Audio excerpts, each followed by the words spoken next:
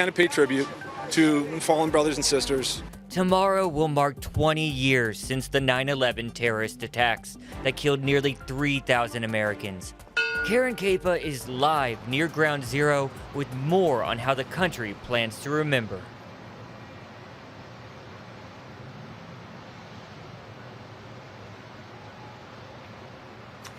The 9/11 Museum has a gallery that has photos of nearly 3,000 victims of the 9/11 terrorist attacks. And the selection of those photos is always curious. Some of them are their official NYPD or FDNY photos. Others are graduation photos, wedding photos, some even work IDs. Each of those snapshots provides a glimpse into each of the lives that was lost that day and each of those lives that will be remembered here tomorrow. If September 11th, 2001 had not become 9/11, September 10th, 2001 wouldn't seem very remarkable. National Evening Newscast talked about pressure on President George W. Bush to rev the U.S. economy after a lackluster jobs report. Here in New York City, it was primary eve. Mayoral hopefuls seeking to succeed, term-limited Rudy Giuliani. September 11th, 2001 initially brought sunshine, maybe enough for Giants fans to shake off a Monday Night Football loss. But before some commuters even reached their desks that Tuesday morning, everything changed. This is just a horrific scene and a horrific moment. Today we've had a national tragedy. Two airplanes have crashed into the World Trade Center in an apparent terrorist attack on our country. Blue skies descended into chaos, dust, and darkness in lower Manhattan, and 2,753 people would not return home that night. It's 20 years later, but we still feel it so intensely. As New York City marks 2 decades since one tragedy, it faces the steep challenges of another. More than 33,000 New Yorkers have died from COVID-19, many in that first brutal wave in spring of 2020. Here in lower Manhattan, One World Trade Center stands as the pinnacle of Ground Zero's long rebuild after September 11th, 2001, one symbol among many of a city's continued resilience and reflection. The 9/11 memorial has now closed for the day. It will remain closed to the general public until tomorrow afternoon. That will give the families of those who died on 9/11 an opportunity to reflect among themselves after tomorrow morning's ceremonies. There is an increased police presence around the vicinity of the 9/11 memorial, but New York City officials say that is an abundance of caution. There has been no specific credible threat against these ceremonies or events here. Live in New York, I'm Karen Caifa. Now back to you. Thanks, Karen, for that report. We're going to have much more 9/11 coverage just ahead on This Is Now. But first, let's get to those latest numbers being reported by the State Department of Health. The state is reporting 747 new COVID cases today and 8 more deaths. The latest COVID fatalities are a Maui woman in her 50s, an Oahu woman in her 30s, 5 Oahu men ranging in age from their 50s to their 70s, and another Oahu woman in her 80s.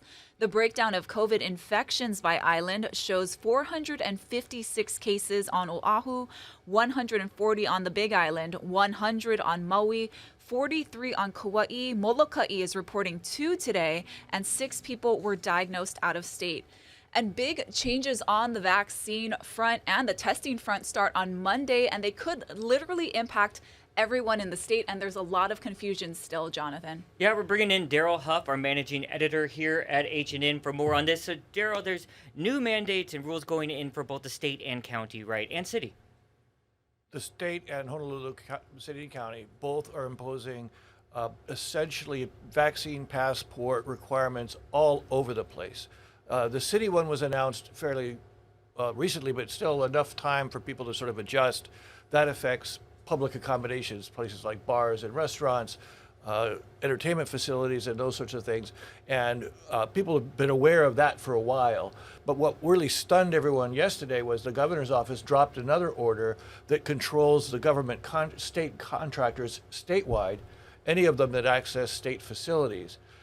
It also requires that visitors to state facilities, including schools and libraries and so on, to have vaccine or testing evidence to get on board. This was announced yesterday. It takes effect on Monday. Many of the agencies didn't even know it was coming. Right. So how does this affect the average person, residents and visitors? Okay, well, first of all, I think the average person doesn't have a really clear definition of what's a state facility, what's a city facility. They know it's government. The city didn't impose the same requirements on visitors that the state did. But overall, it just means that if you have if you've been vaccinated, you probably should either carry your Vax card with you or get it uploaded in a couple of these apps. The governor did have a press conference on Wednesday where he didn't even hint that this was coming, but he did say that he'd roll out this smart app that you could upload your vaccine card to, and that could be used to access these state facilities and also the county facilities. Later on, of course, Maui does something similar, but not even nearly identical to Oahu. So are there any departments or facilities that are exempt from this state rule? Yes, well, the courts. That was one of our first questions because this order that was dropped at 3-ish yesterday with no one available to directly answer questions back and forth other than emails frantically like, what does this mean for this? What does it mean for that? Oh, this or that came back. So we were trying to figure it out up until the very last minute yesterday. That being said, judiciary is not included. They are looking at what they can do. The problem with the court system is you can't deny people access to the courts. So it would be very difficult. This is done agency by agency. One big exemption is the state's outdoor facilities. For like example, Diamond Head. They're not going to require visitors to show vaccination to go climb Diamond Head. Other parks and stuff are also exempt. School students are exempt, but not the staff or the contractors who come onto the campus and not the visitors. So let's say you've got a school conference scheduled next week. You would probably have to make sure you had your documentation to go on that campus, although the school system didn't know this was coming. So they've had only until Monday to figure this out. It basically tells all the agencies you have to apply these rules. For sure, the libraries, I don't know how the libraries are going to do it. You know, they're stretched thin and so on. Another big exemption that I should mention is that any children under 12, you don't have to worry about that. And also, if someone's just coming on to a state facility for 10 or 15 minutes and leaving, they don't have to do it. So just dropping something off. But there's also contractors covered by the state order. Yeah. And there's also contractors covered by the city order. So this ropes in much of the construction industry, much of the transportation support industries that previously didn't have vaccination requirements because many of them are unionized and the unions were resisting. So now this, along with the president's mandate for businesses over 100, is totally changing the whole environment right now about people having to walk around showing their papers. All right, Daryl Huff, I appreciate that. I've seen you on the phone all morning trying to get more clarity on this. We're going to have updates for you on later editions of H&N. Meanwhile, let's talk about that QR code system that launched today. We got Casey Lund standing by with much more on that.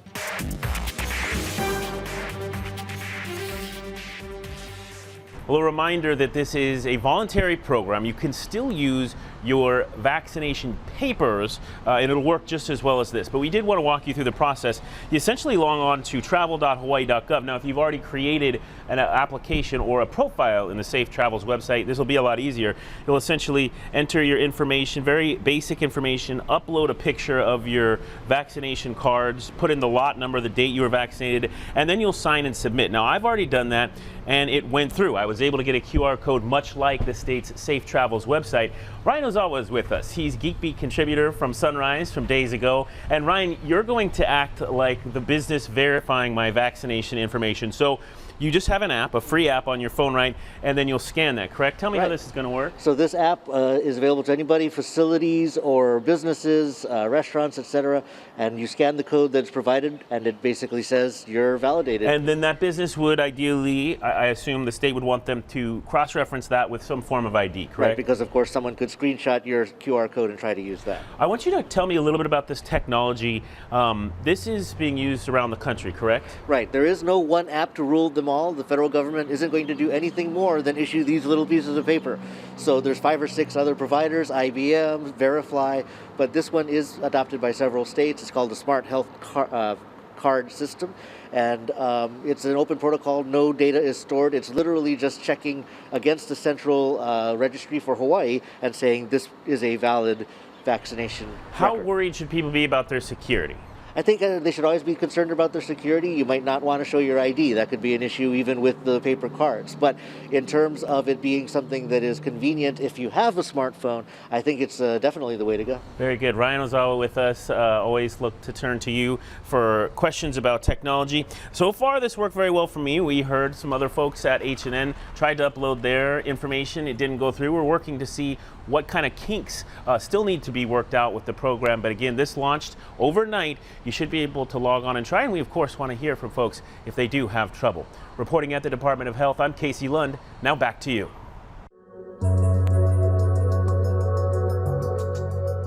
Dr. Anthony Fauci says COVID cases in the U.S. are more than 10 times higher than what they need to be in order to end the pandemic. The U.S. is currently seeing about 150,000 new infections a day. Dr. Fauci told the news website Axios, quote, "That's not even modestly good control." I am frustrated, and the reason is we do have the tools to end this. I mean, I've been in situations, in public health situations, where you didn't have the tools to end something that was devastating people with regard to illness and death. That is very frustrating.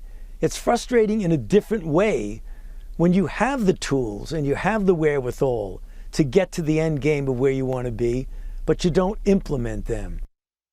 The Honolulu Rail Board reluctantly approved to pay a construction company an additional $38 million for another construction delay. Construction along Uolena Street near the airport was stalled 219 days in 2018 and 2019. Board members were unhappy to learn that the delay was caused by lengthy negotiations between HART and Hawaiian Electric over standards for putting electric lines underground. I mean, it's just that when we're racking up $150,000 a day for delays, you know, I would have thought that it was a situation that demanded a little bit more urgency. Staff is really good about raising it much quicker now, and we do have a really good relationship with our partners at HECO. So once they raise it, boom, we're on it, and to avoid something like this in the future again. The company building the guideway and tracks, STG, demanded $77 million for delay costs, but eventually settled for $38 million. The money will come from the project's contingency funds.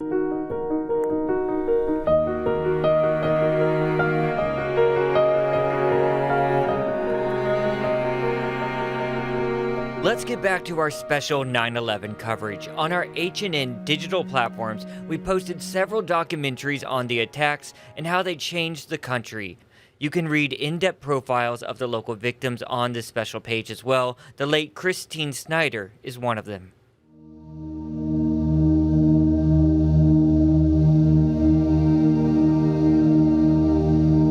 When she was on her way back from National Urban Forestry Conference in Washington, all glued to the TV at that time, watching the earlier flights that unfortunately hit the World Trade Center. We were all hoping and praying that she hadn't made that flight.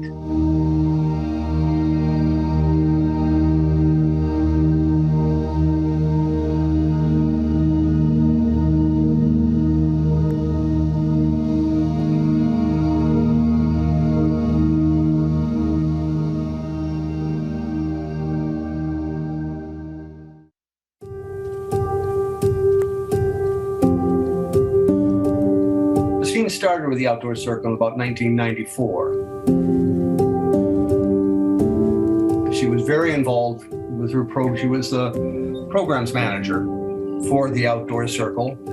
And frankly, she was one of the few female arborists in the United States. So put her in a very unique position, and one of the few female arborists in Hawaii at that time. So she was in charge of many of the programs that the Outdoor Circle was involved with, planting trees, educating kids. She was really a shining light, you know, from a personality standpoint, she could light up a room. From a business standpoint, she knew a great deal about a lot of different things. So she was able to really carry the message of the outdoor circle in any kind of conversation that she would be involved with. So she was a very good representative for the outdoor circle and its message of keeping Hawaii clean, green, and beautiful.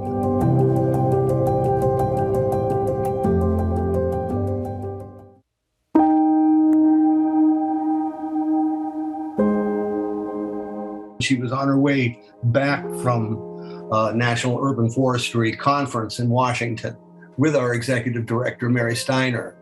And so they had parted company in New York. Mary was on her way home, and Christine was on her way on a separate flight back to San Francisco. Unfortunately, that was Flight 93. We were hoping that she wasn't on Flight 93, but unfortunately, it didn't work out that way. So we were all hoping and praying that she hadn't made that flight.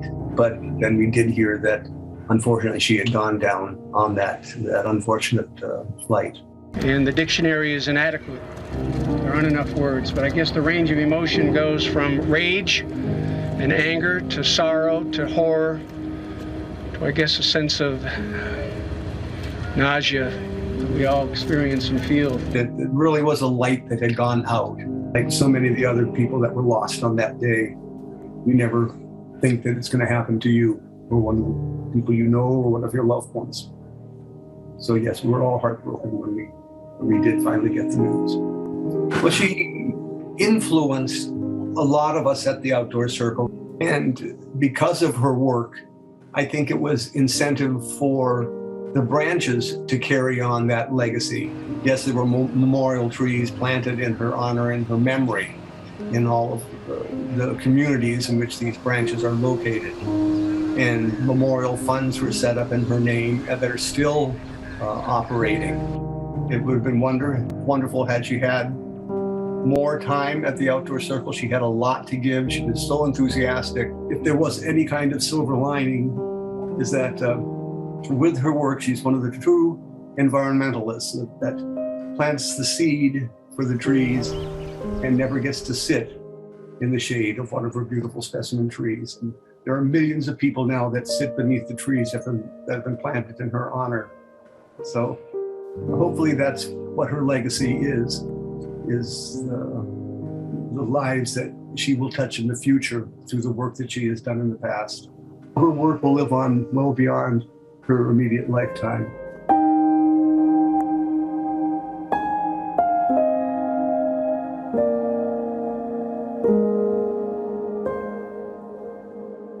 And that touching tribute put together by our digital producer, Davis Pittner. A reminder, we have much more 9/11 coverage ahead throughout the weekend and today on H&N's evening newscast. I know Jim Mendoza is working on another special report as well.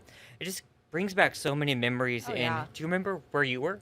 Well, I was a senior in high school. I remember my mom waking me up in the morning, early in the morning, and watching the coverage from her bedroom. And I remember feeling scared and confused. And I remember at school that day, they had us make paper cranes and lay. I'm not sure where all that was sent, but yeah.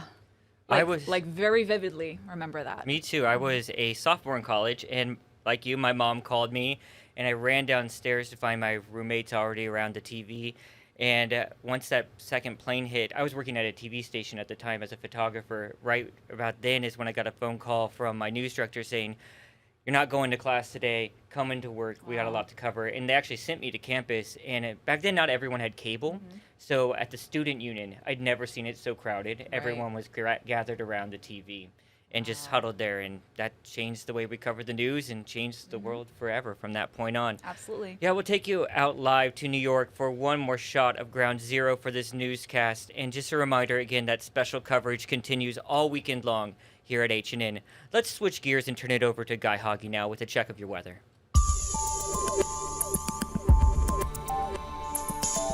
Aloha on this Friday. We've got a great trade wind weather, although look for increasing windward and Mauka showers starting today, going through tomorrow. Leeward side is not going to see a whole lot of rain. Plus, with the light winds, most of the rain will remain focused on those windward areas. You can see this morning, Oahu getting the brunt of the showers, while the rest of the state not seeing much rain at all. So we still are expecting a fair bit of sunshine for some leeward spots, and that's why high temperatures will be running to near 90 today with that UV index still extreme. And those winds running at 10 to 15 mean it's going to be a little bit more humid than the last couple of days. Now, these light winds will continue through tomorrow before picking up speed the early part of next week, Sunday into Monday. As far as the surface, it's going to be rain rather small today. That South Shore pulse is on the way down. Small waves for the weekend. The next time we get a South Shore pulse is probably the middle of next week.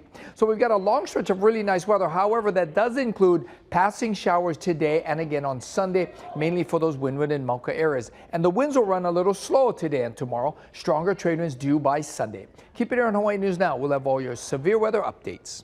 The pandemic has created supply chain problems throughout the economy. While some businesses have been able to bounce back, the auto industry, it's still struggling. Anthony Pura has more on this. This Northern California Toyota dealership only has a small number of new cars in the main lot, and a secondary lot is completely empty. So in a normal year, this lot, it'd be filled brim to brim with about 200 to 250 cars. It's a nationwide problem. CarGurus.com says a measure of available new vehicles dropped more than 13% in August compared to July and is down 64% from this time last year. There was a lot of hope going into August that we might start to see somewhat of a turnaround.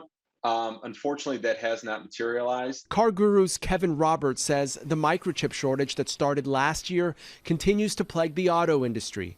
Without them, companies cannot build today's high-tech vehicles. It appeared things were improving, but then the COVID Delta variant shut down some chip production in Asia.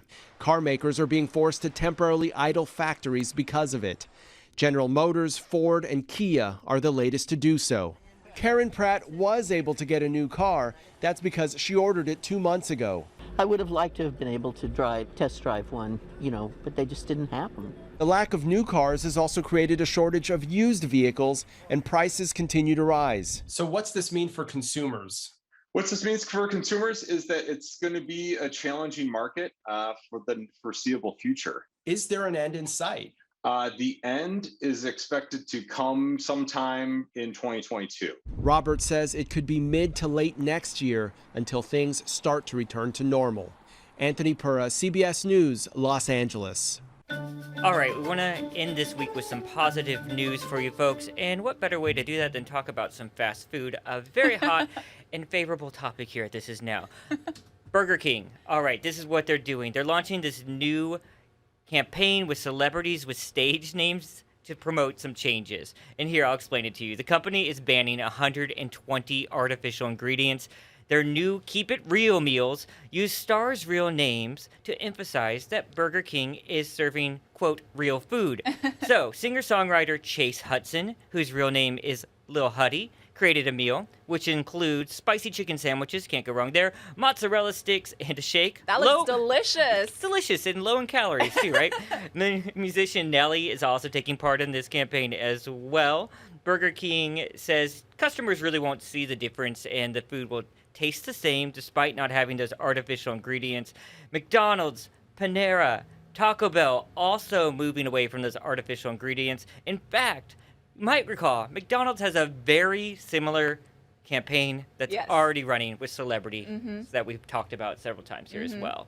For sure. More McDonald's news, right? Yeah, so everyone wondered what Grimace, the character, is supposed to be. The purple guy who hangs out with Ronald McDonald. So an Outstanding Manager of the Year winner told the media he is a huge purple taste bud.